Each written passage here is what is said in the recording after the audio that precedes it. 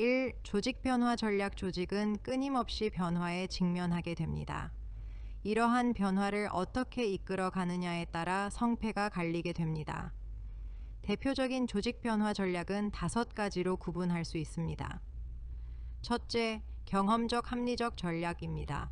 사실과 경험에 기반하여 변화를 추진하는 방식으로 근거를 명확히 제시해 구성원을 설득합니다. 예를 들어 고객응대 프로토콜을 새롭게 개발하면서 이를 따를 경우 간호사에게 주어지는 혜택을 구체적으로 안내하면 구성원들은 자연스럽게 변화에 동참하게 됩니다. 둘째, 학문적 전략입니다. 연구와 데이터를 기반으로 문제를 분석하고 최적의 해결책을 찾는 접근입니다. 과학적 근거가 뒷받침되므로 변화의 타당성을 높일 수 있습니다. 셋째, 동지적 전략입니다. 구성원들의 참여와 협력을 중시하는 방식으로 함께 논의하고 의견을 존중하며 조직 변화를 이끌어냅니다. 팀워크 강화에 효과적입니다. 넷째, 공학기술적 전략입니다. 기술적 방법이나 과학적 기법을 통해 효율성을 높이는 전략입니다. 예컨대 전산 시스템이나 AI 기반의 간호기록 체계를 도입하는 것이 해당됩니다. 마지막으로 권력 강제적 전략입니다. 상위 관리자가 권위와 강제력을 활용하여 변화를 이끄는 방법으로 저항이 큰 상황에서 신속한 실행이 필요할 때 사용됩니다.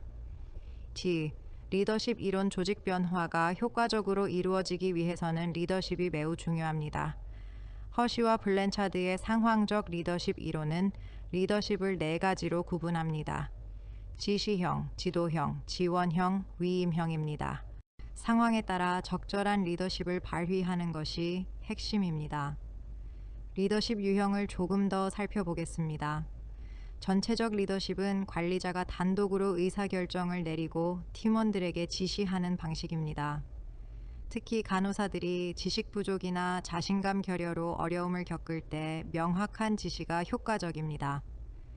참여형 리더십은 팀원들을 의사결정 과정에 참여시켜 창의성과 흥미를 높입니다. 설득형 리더십은 리더가 비전과 목표를 설득력 있게 공유해 팀원들의 공감을 이끌어내는 방식입니다. 관계지향형 리더십은 신뢰와 존중을 바탕으로 긍정적인 관계를 형성하여 협업을 촉진합니다. 과업지향형 리더십은 목표 달성과 성과에 초점을 맞추는 스타일입니다. 피들러의 상황 적합성 이론에서도 과업 구조와 리더의 권한 수준에 따라 효과성이 달라진다고 설명합니다. 성취지향적 리더십은 도전적인 목표를 제시하고 팀원들의 자부심을 높이며 성과를 끌어올립니다. 위임형 리더십은 권한을 팀원들에게 위임해 자율성을 부여합니다. 마지막으로 민주형 리더십은 평등한 관계를 기반으로 권한과 책임을 공유하여 창의성과 참여를 증진시킵니다. 3. 효과적인 팀 운영 방안. 효과적인 팀 운영은 조직 성과에 직결됩니다. 구체적인 방안을 말씀드리겠습니다. 첫째, 목표 설정과 방향 제시가 필요합니다. 명확한 목표는 팀원들의 행동을 하나로 묶어주는 기준이 됩니다. 둘째, 역할과 책임의 분명한 정의가 필요합니다. 각자의 역할을 분명히 알 때 팀워크가 강화됩니다. 셋째, 팀원 스스로 역량 개발에 노력해야 하며 리더는 이를 지원해야 합니다.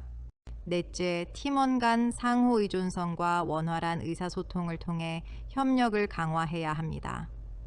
다섯째, 성과 평가와 보상 체계를 마련해 동기를 부여합니다. 또한 팀 규모는 가능한 한 작게 운영하고 인사와 예산 권한을 팀에 부여해 자율성을 확대해야 합니다. 더 나아가 다직종 팀을 구성해 전문성을 보완하고 팀원들이 역할과 책임을 함께 정하는 과정에서 협력을 강화할 수 있습니다. 1. 협상은 단순히 자신의 요구를 관철하는 과정이 아니라 상호 간의 이해관계를 조정하고 모두에게 이익이 되는 해결책을 찾아가는 과정입니다. 중요한 것은 승자와 패자를 나누는 제로섬 게임이 아니라 상호 협력과 상생의 결과를 도출하는 것입니다. 예를 들어 간호부와 행정부가 인력 배치 문제로 갈등을 겪을 때 단순히 어느 한쪽의 입장을 밀어붙이는 것이 아니라 서로의 이익을 고려한 대안을 찾는 것이 필요합니다.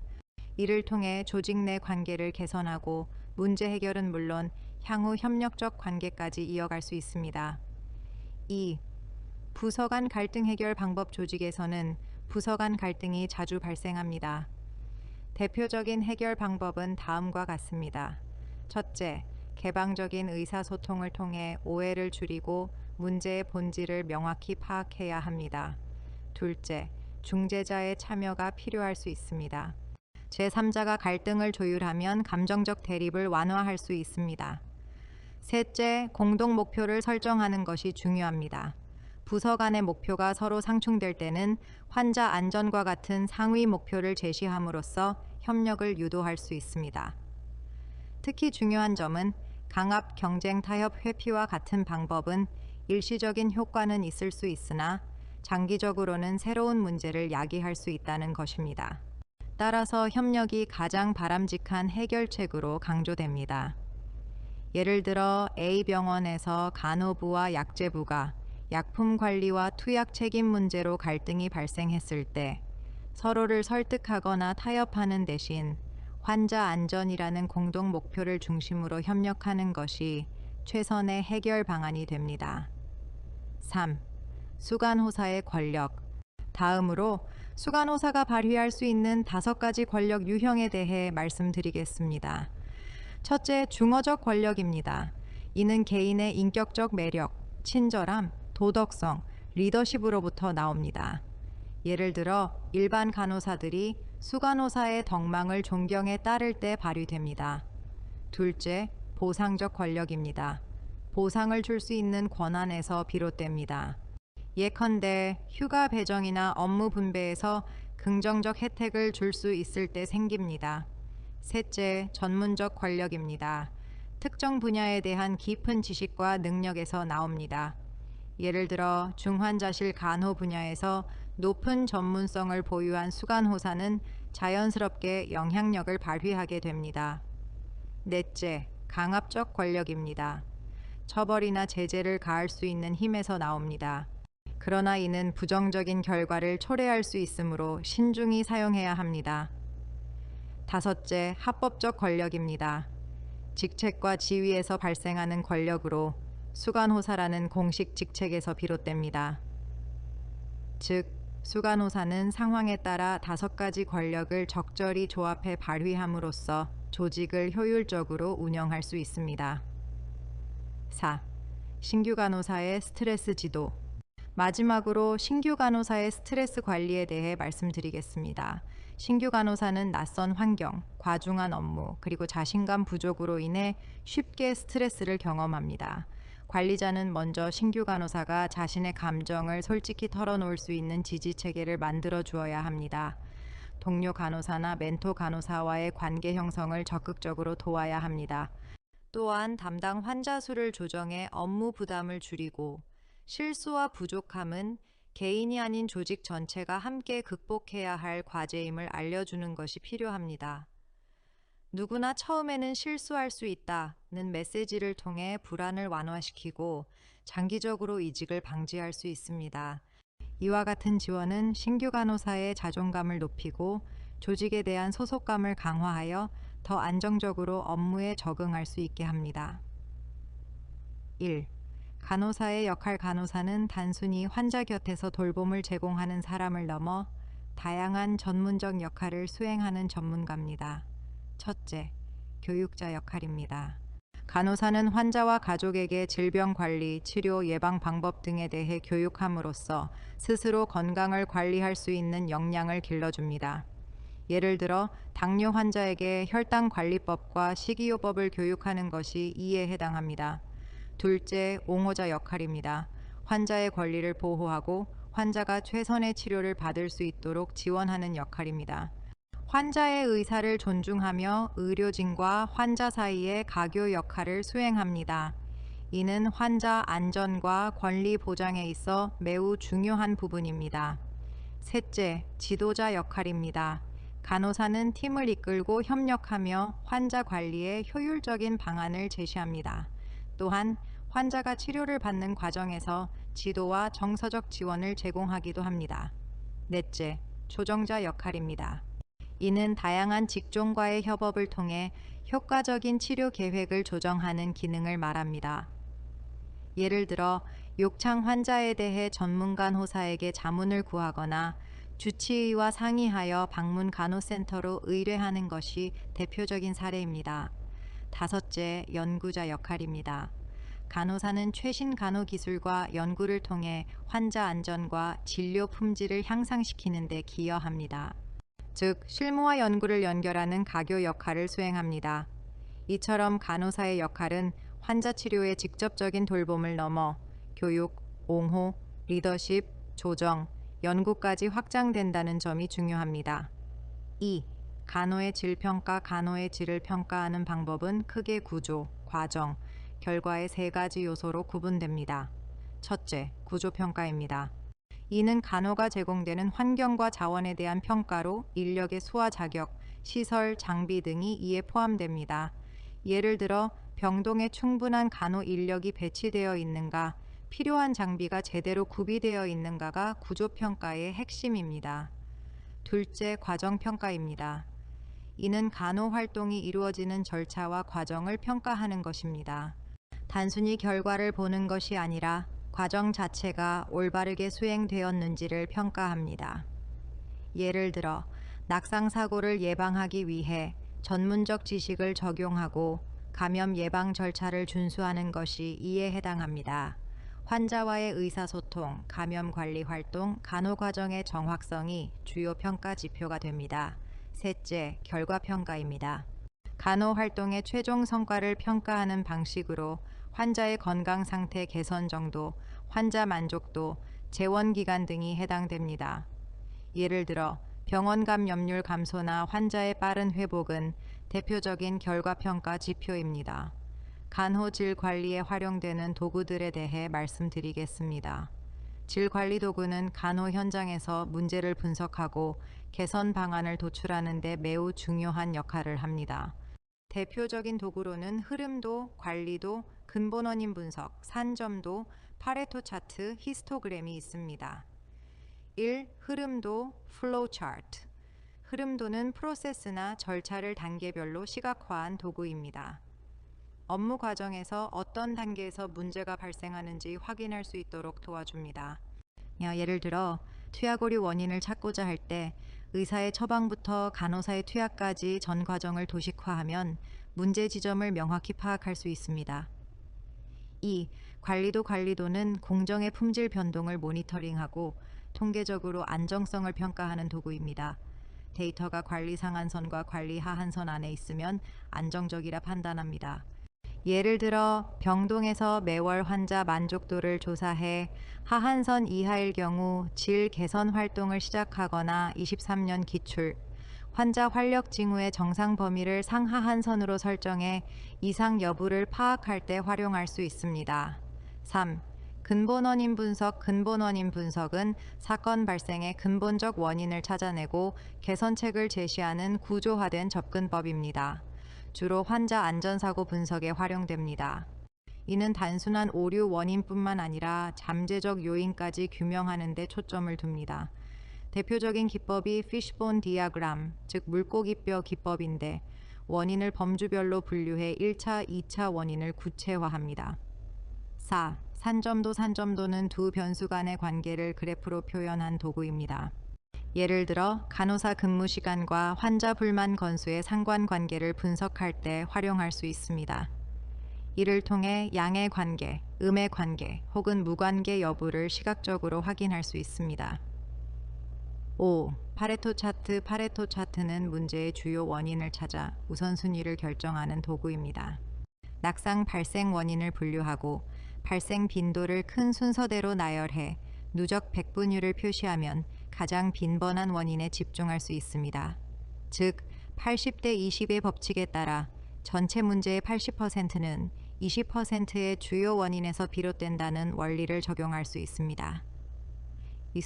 히스토그램은 데이터의 빈도 분포를 막대 그래프로 시각화하는 도구입니다. 이를 통해 데이터가 정규 분포를 따르는지 왜곡되어 있는지 확인할 수 있습니다. 예를 들어 환자 대기 시간을 히스토그램으로 나타내면 특정 시간대에 병목 현상이 발생하는지 쉽게 알 수 있습니다. 조직행동론과 간호관리에서 중요한 개념인 성취동기 이론과 내적 보상에 대해 말씀드리겠습니다. 1. 성취동기 이론. 맥클리랜드는 개인의 행동과 성과에 영향을 주는 세 가지 핵심 동기를 제시했습니다. 바로 성취 욕구, 권위 욕구, 권력 욕구입니다. 첫째, 성취 욕구입니다. 이는 개인이 도전적인 목표를 세우고 이를 달성하려는 욕구를 의미합니다. 성취 욕구가 높은 사람은 독립적인 과제를 선호하고 성과를 통해 성장하는 데 큰 의미를 둡니다. 예를 들어 신규 간호사가 어려운 케이스를 맡으며 자신의 역량을 시험해 보려는 태도는 성취 욕구에서 비롯됩니다. 둘째, 권위 욕구, 즉 소속과 관계 욕구입니다. 이는 타인과의 관계를 형성하고 유지하려는 욕구를 뜻합니다. 협력과 지지를 중요시하며 친근한 환경에서 잘 적응합니다.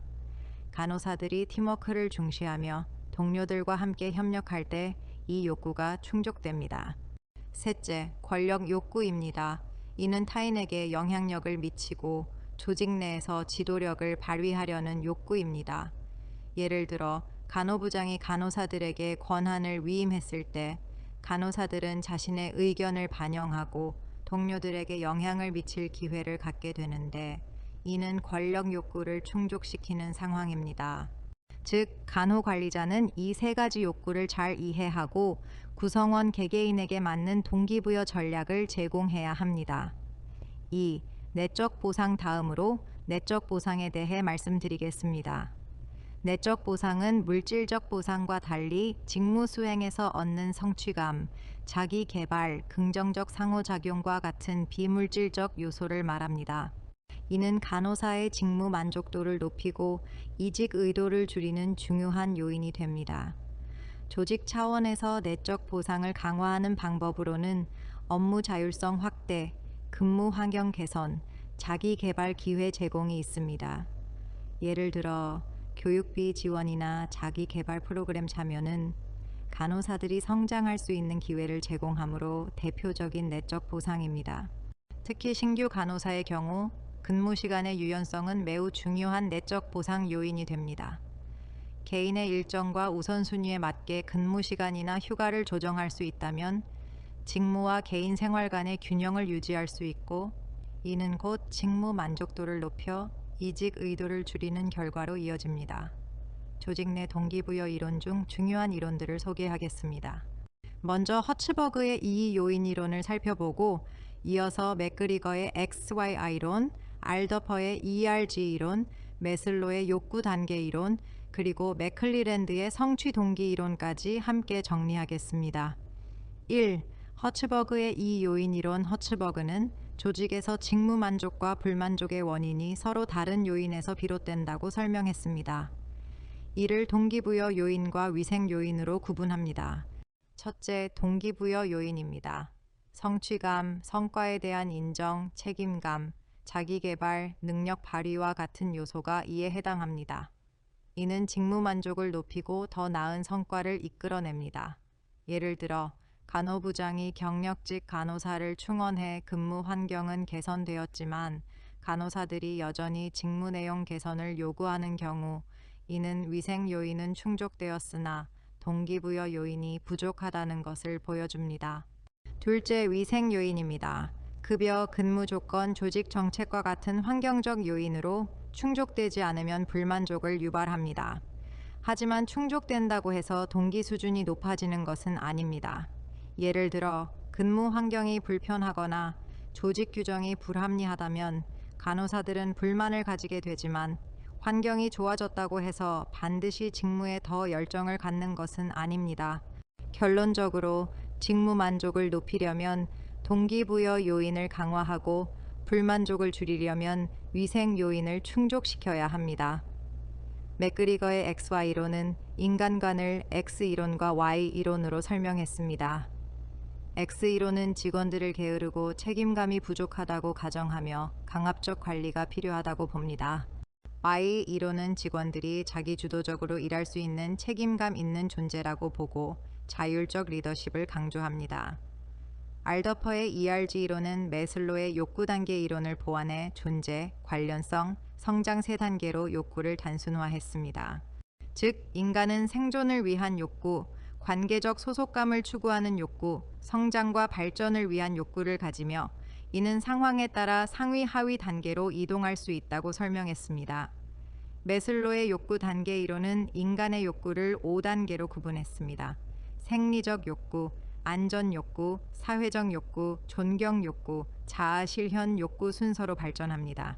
하위 욕구가 충족되면 상위 욕구가 등장한다는 점에서 단계적 발전의 특징이 있습니다. 맥클리랜드의 성취 동기 이론은 인간의 동기를 성취 욕구, 권력 욕구, 소속 욕구 3가지로 설명했습니다. 1. 유도훈련. 유도훈련은 신규 간호사가 병원에 입사하여 업무를 시작하기 전에 제공되는 교육 프로그램입니다. 이 훈련을 통해 간호사는 조직의 역사, 철학, 문화와 가치, 중요한 정책과 절차를 배우게 됩니다. 19년 기출. 또한 환자 안전, 감염 예방, 의료 기록 관리 시스템, 환자 정보 시스템 등 실제 임상에서 반드시 필요한 기본 지식을 습득합니다. 즉, 유도 훈련은 신규 간호사가 빠르게 적응하고 효과적으로 업무를 수행하도록 돕는 중요한 과정입니다. 2. 임금체계와 성과급. 1. 임금체계. 임금체계는 크게 연공급여, 직무급여, 직능급여로 구분됩니다. 연공급여는 경력과 근속연수에 따라 임금이 점진적으로 상승하는 방식으로 안정성은 보장하지만 성과가 반영되지 않는 한계가 있습니다. 직무급여는 직무의 중요도와 난이도에 따라 동일 임금을 지급하는 방식으로 공정성을 확보할 수 있으나 평가 기준 설정이 어렵습니다. 직능급여는 직원의 기술, 능력, 성과에 따라 임금을 결정하는 방식으로 성과 중심의 보상을 가능하게 합니다. 그러나 평가의 공정성 확보가 과제입니다. 2. 성과급. 성과급은 간호사의 적극적인 업무 태도를 유발하고 우수 인재 확보에 유리합니다. 하지만 성과 측정의 어려움, 단기 성과 위주의 집중, 집단 성과 저하 등 단점도 존재합니다. 따라서 성과급은 신중하게 운영되어야 합니다. 3. 경력 개발과 승진. 경력 개발은 간호사의 성장과 조직 발전을 동시에 추구하는 중요한 전략입니다. 경력 경로는 직원이 조직 내에서 발전하기 위한 일련의 단계를 의미합니다. 주경로 기법은 조직이 핵심 직무를 중심으로 경력 개발을 중시하는 방식입니다. 경력 사다리는 간호사의 실무 능력, 교육, 연구, 자기개발 능력에 따라 등급을 설정하고 이를 승진 및 임금 인상과 연계하는 제도입니다. 수직형 승진 제도는 상위 직급으로 승진하는 전통적 방식입니다. 이를 통해 병원은 전문성을 강화하고 간호사는 자기 개발과 승진의 기회를 가질 수 있습니다. 4. 간호사 이직의 부정적 영향. 간호사의 잦은 이직은 조직과 환자 모두에게 부정적인 영향을 줍니다. 첫째, 신규 간호사 채용과 기존 인력 재배치로 인해 시간과 비용이 발생합니다. 둘째, 이직한 간호사의 전문 지식과 경험이 손실됩니다. 셋째, 새로운 간호사와 기존 팀이 조화를 이루는 데 시간이 걸리며 이는 협업과 효율성을 저하시킬 수 있습니다. 결국 환자 안전과 간호의 질에도 악영향을 주며 장기적으로 인력 확보에도 어려움이 발생하게 됩니다. 5. 의료기관 인증제도와 인증기준. 1. 인증제도. 우리나라의 의료기관 인증제도는 환자 안전 보장, 의료 서비스 품질 향상, 국제적 신뢰 확보를 목적으로 합니다. 평가는 자율인증과 의무인증으로 나뉘며 결과는 상급종합병원 지정 등과 연계됩니다. 또한 불시평가와 절대평가 방식이 적용되어 공정성과 투명성을 확보합니다. 2. 인증기준. 인증기준은 크게 기본가치, 환자 진료, 지원체계, 성과관리로 구분됩니다. 기본가치는 환자 안전과 질 향상 활동을 의미합니다. 예를 들어 환자의 이름과 바코드를 확인하는 절차가 이에 해당합니다. 환자 진료는 진료 전달 체계, 의약품 관리, 수술 및 마취 관리, 환자 권리 존중 등을 포함합니다. 지원 체계는 조직 운영, 인력 관리, 감염 관리와 같은 기반을 평가합니다. 성과 관리는 의료사고 예방 및 질 향상 활동의 결과를 모니터링하는 과정입니다. 또한 의료기관 인증에서 필수 기준 9개 항목이 있으며 대표적으로 정확한 환자 확인, 의료진 간 정확한 의사소통, 수술 시술 안전, 낙상 예방, 손위생 수행 등이 포함됩니다.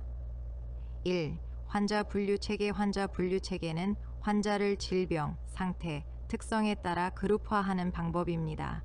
이를 통해 간호사는 각 환자의 상태를 더 잘 이해하고 돌봄의 우선순위를 정할 수 있습니다. 또한 의료기록 관리와 의료진 간 의사소통을 원활하게 하고 무엇보다 간호 인력의 합리적인 산정과 배치에 활용됩니다. 예를 들어 중증도가 높은 환자는 집중 간호가 필요하므로 더 많은 인력을 배치해야 하며 반대로 안정된 환자는 적은 인력으로 관리할 수 있습니다. 2. 간호관리자의 관대화 경향 오류. 관대화 경향 오류란 간호관리자가 직원의 성과를 정확히 평가하지 않고 실제보다 과도하게 높은 등급을 주는 현상을 말합니다. 이는 성과 관리의 공정성을 해치고 조직의 효율성을 저하시킬 수 있습니다. 이를 줄이기 위한 방법에는 평정 등급의 강제 배분이 있습니다.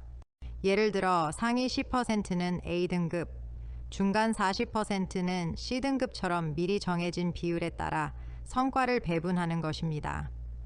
또한 명확한 성과 기준 설정, 일관된 평가 프로세스, 개방적 의사소통, 상시 평가 도입 등이 필요합니다. 이를 통해 주관적 편향을 줄이고 객관적 평가를 보장할 수 있습니다. 3. 징계 단계. 간호사에게 반복적인 문제 행동이 있을 때는 단계적인 징계 절차가 필요합니다. 첫 단계는 구두 경고입니다. 지각이 반복되는 간호사에게는 먼저 구두로 경고하고 개선을 촉구해야 합니다. 개선되지 않으면 무급 정직이나 부서 이동과 같은 조치를 취할 수 있습니다. 심각하거나 반복되는 위반 시에는 징계위원회 회부, 심지어 해임 징계까지 고려할 수 있습니다. 다만 징계는 최후의 수단으로서 신중히 사용해야 하며 교육과 개선을 우선시해야 합니다. 4. 간호사의 업무 보고. 간호사가 간호관리자에게 보고할 때는 핵심만 간결하게 전달하는 것이 원칙입니다.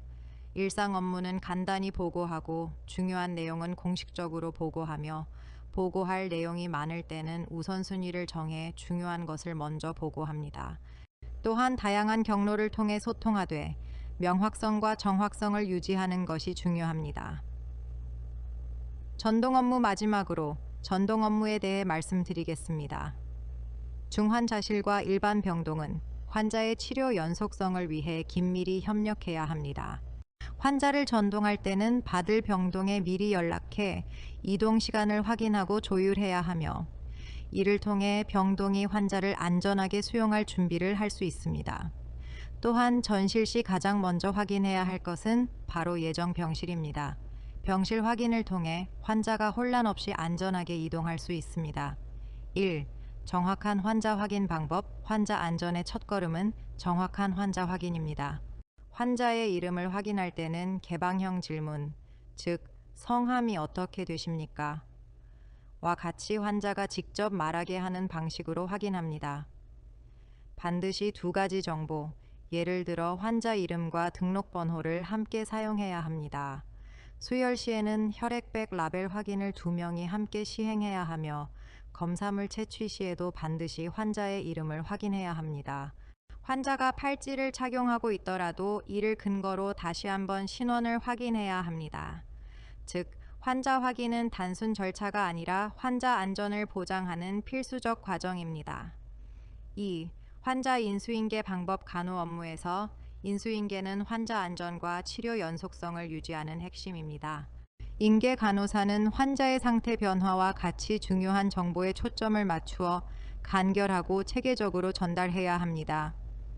모든 근접 오류를 나열하기보다는 환자 상태에 의미 있는 변화를 중심으로 간호 정보를 통합하여 보고해야 합니다.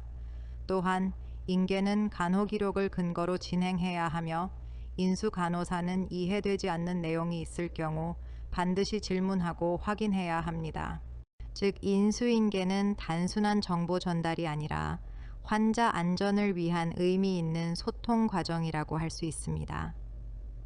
3. 환자 안전사고. 환자 안전사고는 여러 유형으로 구분됩니다. 첫째, 위해 사건입니다.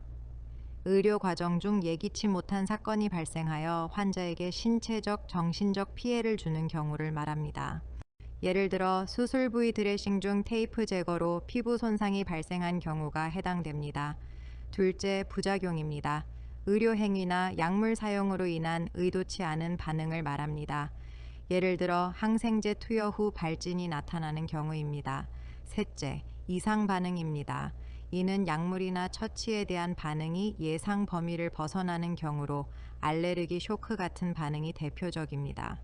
넷째, 근접 오류입니다. 비슷한 이름이나 형태 때문에 발생하는 오류로 비슷한 이름의 약물을 잘못 투여하는 상황이 해당됩니다. 마지막으로 적신호사입니다. 실제 사고가 발생하기 직전에 발견되어 사고로 이어지지 않은 경우입니다. 예를 들어 수술 직전에 잘못된 환자 정보를 확인하고 수정하여 사고를 예방한 사례가 이에 해당합니다. 1. 간호사의 행위 중 환자 안전 관리 예시. 환자 안전은 모든 간호 활동의 최우선 가치입니다. 간호사가 실무에서 수행해야 할 환자 안전 관리 행위에는 다음과 같은 것들이 있습니다. 요추천자 시행 전 반드시 환자의 동의서를 확인합니다. 수혈 시에는 혈액을 이중으로 확인하고 반드시 2명이 함께 검증합니다. 마약류 약제는 이중 잠금 장치가 된 금고에 보관하여 관리합니다. 사용한 주사침은 뚜껑을 씌우지 않고 손상성 폐기물통에 즉시 폐기해야 합니다. 약물 투약 전에는 반드시 환자 이름과 등록번호 등 2가지 이상 정보로 환자를 확인합니다. 이러한 행위들은 환자의 안전을 보장하고 의료사고를 예방하는 기본적인 관리 원칙입니다. D. 병원 내 환자 안전사건 보고 시스템 운영. 효과적인 환자 안전사건 보고 시스템은 단순한 처벌이 아니라 시스템 개선에 초점을 맞춥니다. 첫째, 사건이 보고되면 관련된 개인의 신원은 비공개 처리합니다. 둘째, 사건은 임상적 전문성을 가진 전문가가 분석하고 관리해야 합니다. 셋째, 보고 내용은 객관적으로 검토하되 처벌보다는 시스템 개선 방향을 도출하는 데 중점을 둡니다. 넷째, 개인의 잘못을 지적하기보다 제도와 과정의 변화를 통한 예방책 마련에 집중합니다. 다섯째, 보고된 사건은 법적 처벌 권한이 있는 기관에 전달하지 않고 내부 개선에 활용해야 합니다. 즉, 보고 시스템은 안전 문화 조성을 위해 비난이 아닌 학습의 기회로 운영되어야 합니다. 3. 환자 안전 분석 방법. 환자 안전 강화를 위해 병원에서는 다양한 분석 방법을 활용합니다. FMEA 오류 유형과 영향 분석은 전향적으로 잠재적 오류를 찾아내어 사고를 예방하는 기법입니다. 예를 들어 병원이 투약사고 제로를 목표로 투약 과정의 위험 요소를 사전에 평가하고 개선하는 경우 FMEA가 적합합니다. 5Whys 기법은 문제가 발생했을 때 왜? 라는 질문을 반복하여 뿌리 원인을 찾는 방법입니다. 단순히 표면적 이유가 아니라 근본 원인을 규명해 재발을 방지합니다. 약스 시그마 기법은 DMAIC 정의 측정 분석 개선 관리 단계를 통해 품질을 향상시키고 결함률을 줄이는 통계적 접근입니다. PDCA 기법은 계획 실행 확인 조치 단계를 반복해 지속적인 개선을 도모하는 방법입니다. 주로 일상적인 질 관리 활동에 널리 활용됩니다. 근본 원인 분석 RCA는 사건 발생 후 원인을 추적하여 복합적인 요인을 구분하고 해결책을 제시하는 방법입니다. 주로 환자 안전사고 조사에 활용되며 재발 방지와 시스템 개선을 목적으로 합니다. 1. 의료기관의 환자 안전 전략. 환자 안전은 단순히 개인의 주의에만 맡겨서는 안 되고 시스템 차원의 전략이 필요합니다. 첫째, 오류 발생을 예방하는 시스템 개선이 중요합니다. 둘째, 열린 의사결정 구조를 통해 다양한 의견을 수렴해야 합니다. 셋째, 기록에 의존한 업무 수행으로 구두 전달에서 발생할 수 있는 오류를 줄입니다. 넷째, 팀 협력을 강화해 다직종 의료진이 함께 환자 안전을 지켜야 합니다. 다섯째, 표준화된 절차와 지침을 적용해 부서 간 일관성을 유지합니다. 마지막으로 중복 확인 체계를 도입해 투약, 수술, 처치 과정에서 이중 점검을 수행합니다. 이와 같은 전략은 환자 안전 문화 정착과 사고 예방의 기초가 됩니다. 2. 환자 안전사고 발생 시 대응. 환자 안전사고가 발생했을 때는 다음의 단계적 대응이 필요합니다. 우선적으로 환자의 손상 정도를 신속히 사정하고 응급조치를 합니다. 다음으로는 사건의 근본 원인을 분석하여 재발을 방지하는 시스템 개선에 나서야 합니다. 사고를 은폐하거나 공유하지 않는 것은 절대 금지되며 사례를 보고하고 공유하여 학습의 기회로 삼아야 합니다. 또한 환자와 가족에게는 투명하고 솔직한 설명을 제공해야 합니다. 이러한 접근은 환자의 신뢰를 유지하고 병원의 안전문화 발전에도 기여합니다. 3. 간호단위 환경관리 방법. 안전하고 쾌적한 간호단위 환경은 환자의 치료 효과와 간호사의 업무 효율성에 직결됩니다. 병동의 이동 장비에는 고무 바퀴를 사용하여 소음을 줄입니다. 20년 기출. 병실별로 적절한 환기 방법을 다르게 적용해 감염을 예방합니다. 커튼은 제거하지 않고 환자의 프라이버시를 보장합니다. 병실은 안정감을 주기 위해 채도가 낮은 색을 사용합니다. 야간에도 병동 전체를 완전히 소등하지 않고 안전 확인을 위한 조명을 유지합니다. 이러한 환경 관리는 환자 안전뿐만 아니라 환자의 정서적 안정을 돕는 역할도 합니다. 4.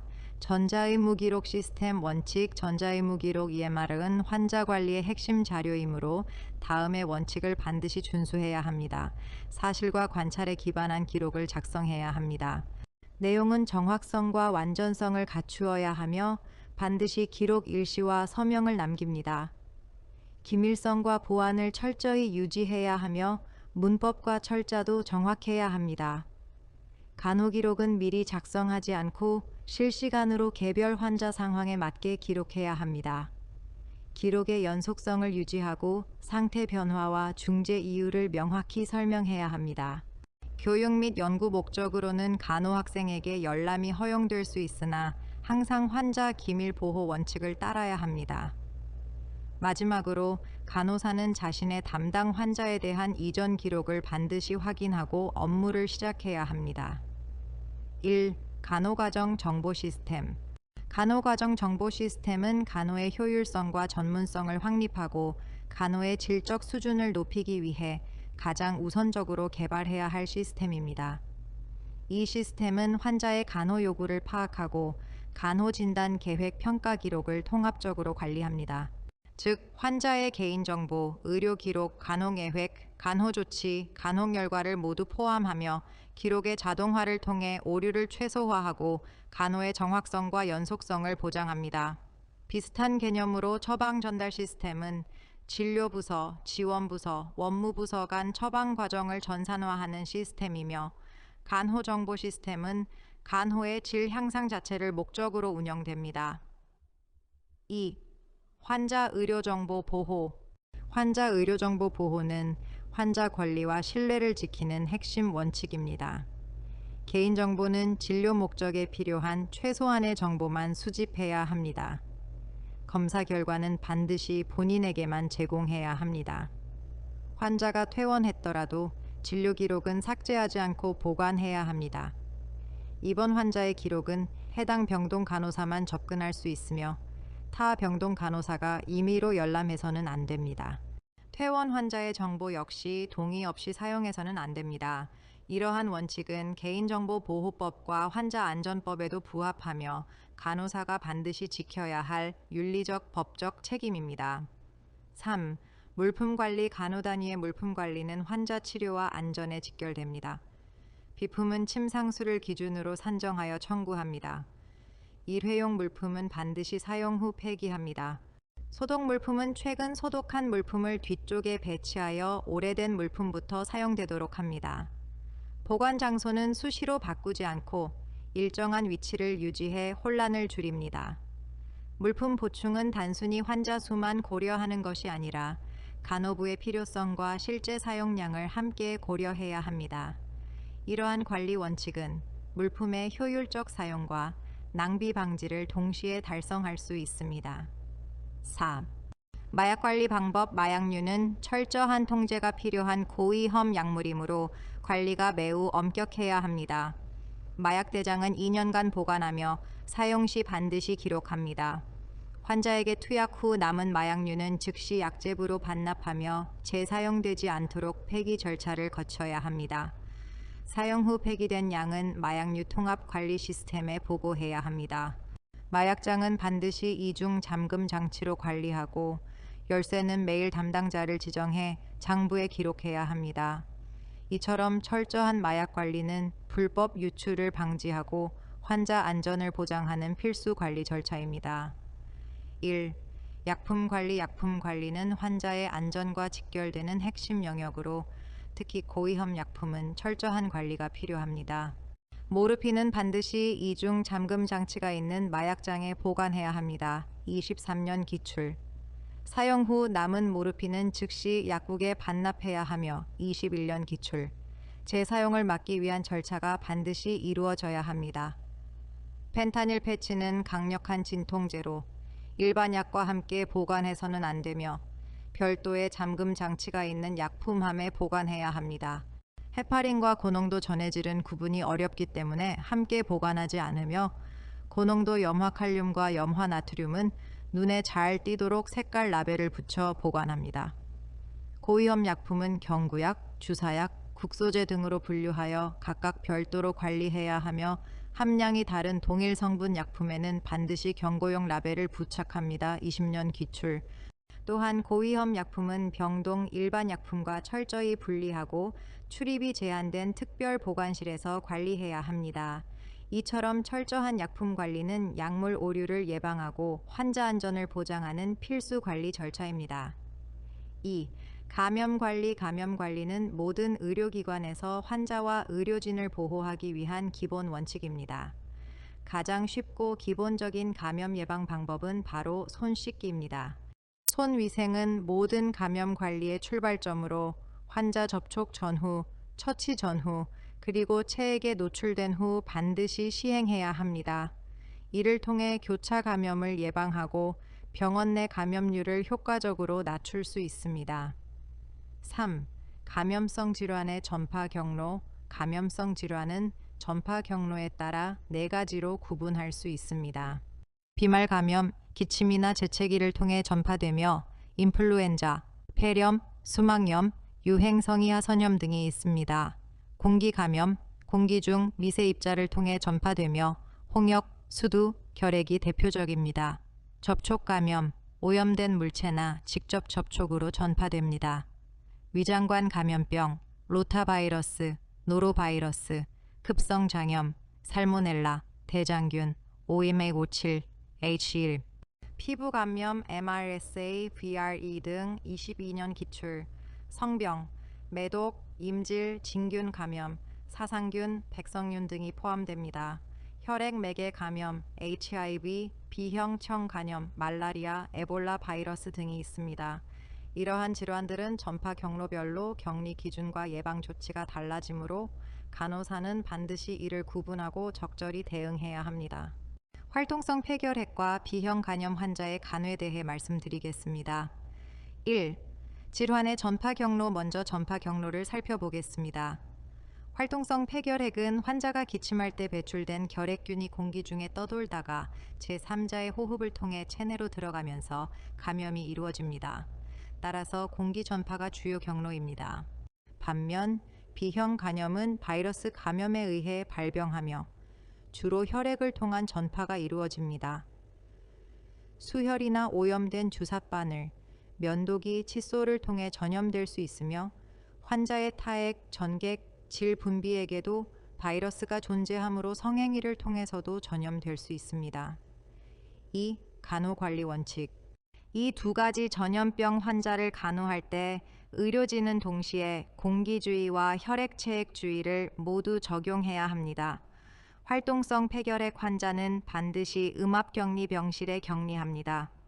의료진은 환자와 접촉할 때 일반 외과용 마스크 대신 N95 마스크와 보호 장갑을 착용해야 하며 필요시 보호 안경과 가운도 함께 착용합니다. 환자의 혈액, 호흡기 분비물 등 감염원과의 직접 접촉을 최소화해야 합니다. 3. 시술 시 주의사항, 특히 정맥주사나 체열을 시행할 때는 다음과 같은 사항을 주의해야 합니다. 활동성 폐결핵 환자에게 시술 시 공기주의를 반드시 적용해야 합니다. 주사침 손상을 방지해야 하며 만약 손상이 발생하면 간호사가 환자의 혈액과 직접 접촉할 위험이 있으므로 철저히 안전한 기법을 사용해야 합니다. 또한 정맥주사 시 공기주의는 결핵 때문만이 아니라 공기색전증 예방을 위해서도 필요합니다. 이를 위해 주사침 삽입 전 주사기 내 공기를 완전히 제거하고 주사침 끝이 항상 액체 속에 잠겨 있도록 해야 합니다.